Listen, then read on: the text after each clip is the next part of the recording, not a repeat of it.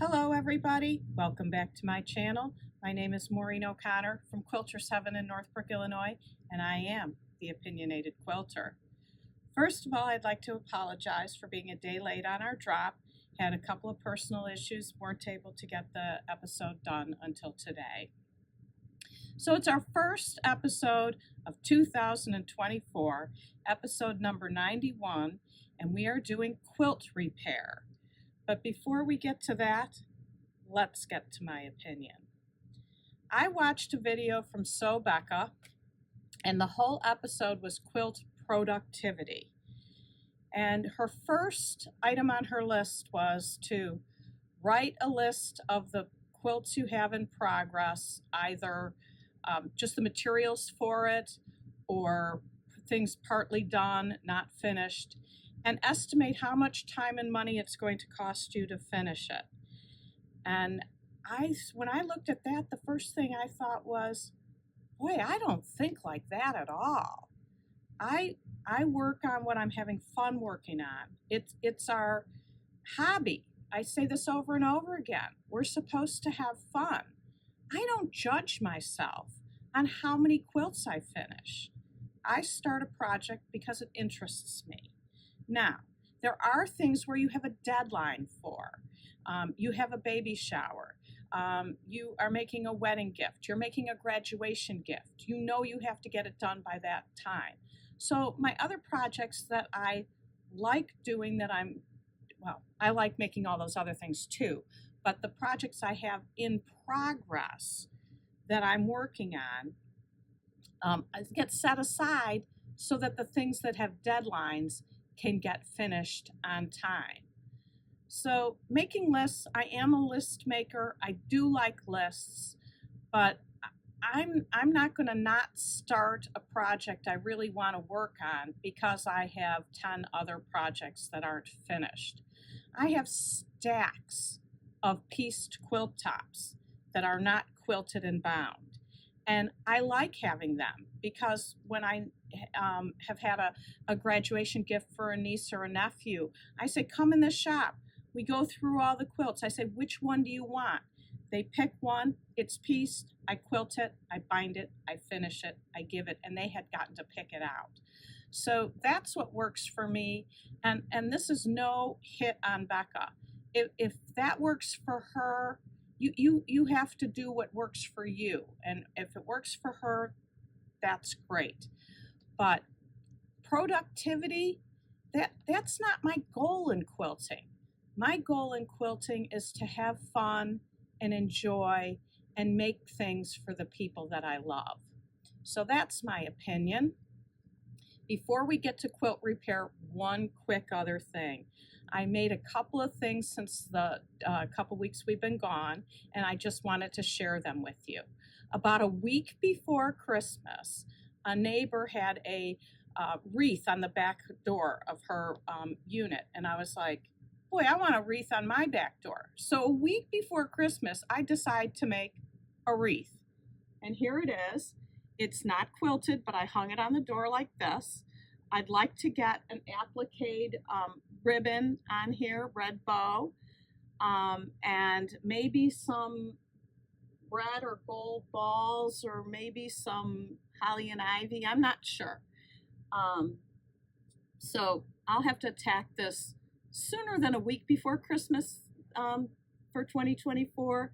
But I was really, really pleased with how it came out.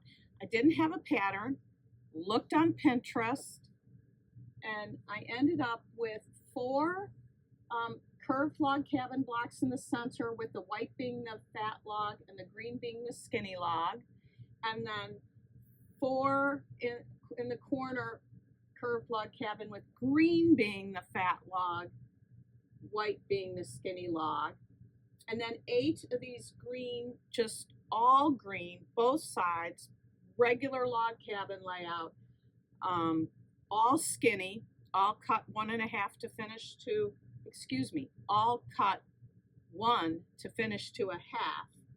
And then it was a little too square for me, so I added 3 strips on each side, graduating down. so that it kind of rounded it out a little bit more. So in the end, I was very, very pleased. Took me a little while to figure out, but that's how it goes when you decide you want to make something you don't have a pattern for. The other thing I worked on is a kerchief for my daughter's dog, and it's all embroidered on the embroidery machine, and it took less than an hour to make.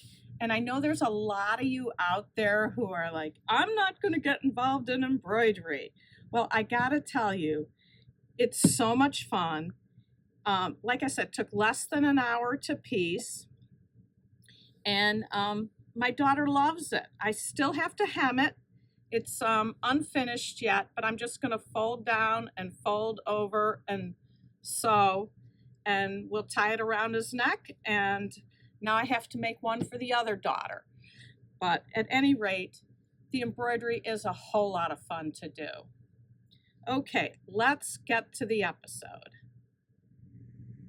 This is a quilt called Short Circuit, and I absolutely love this quilt.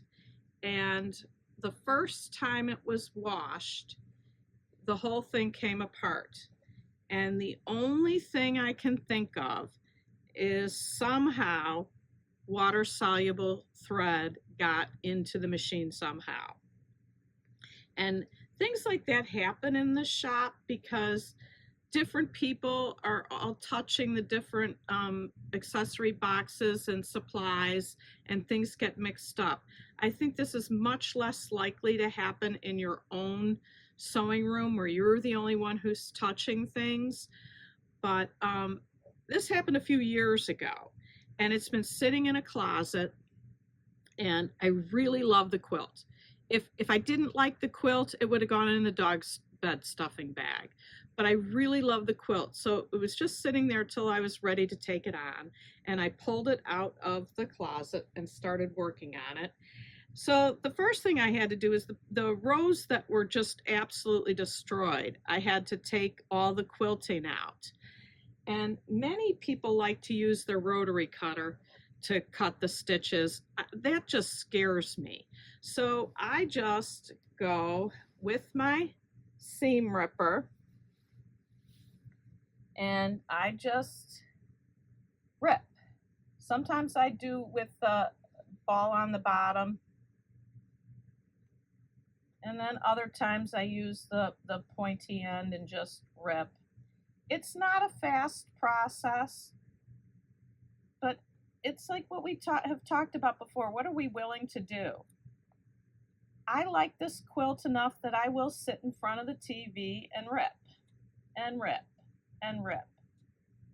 So I've gotten this all ripped and sewn back together again, this whole big piece.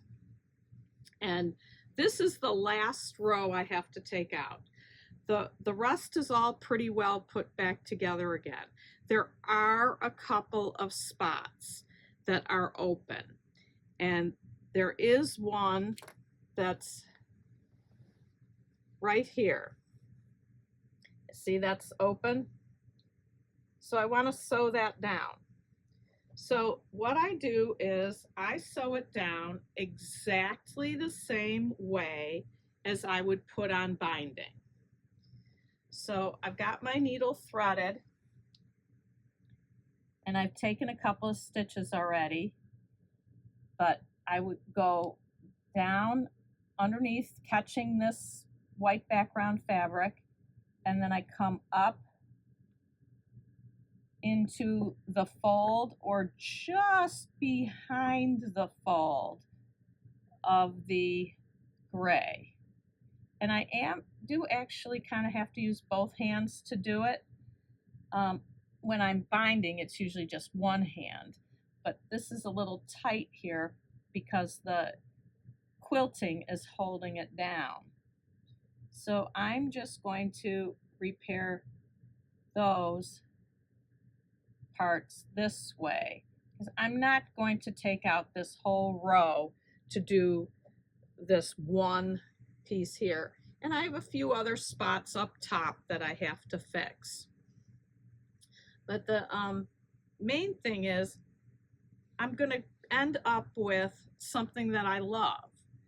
So the other hard part of this is at the end. What I'm going to have to do is undo all the way down here so that I can get this all open to sew this whole piece back in. Does that make sense to you?